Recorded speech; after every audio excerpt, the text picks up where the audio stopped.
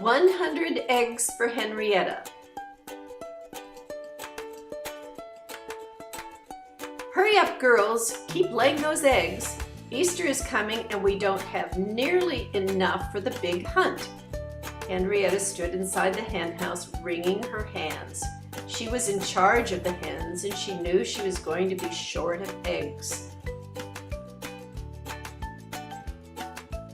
This Easter Sunday, unlike all the previous Easter Sundays, Farmer Johnson had invited all of the town's children to the farm for a special Easter egg hunt, all 100 of them.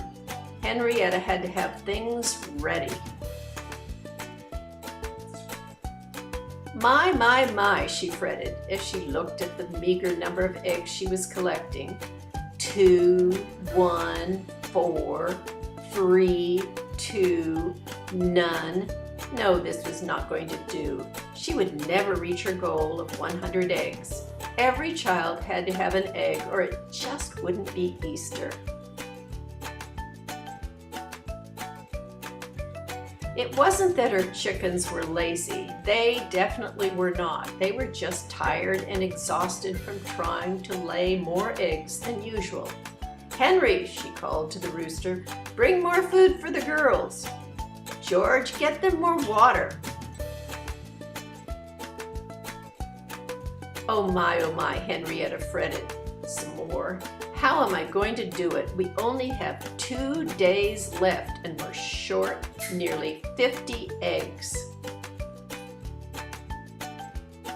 Henrietta had been collecting eggs for a week for the usual family Easter gathering, but then Farmer Johnson changed plans and announced that all the town's children were invited, 100 strong.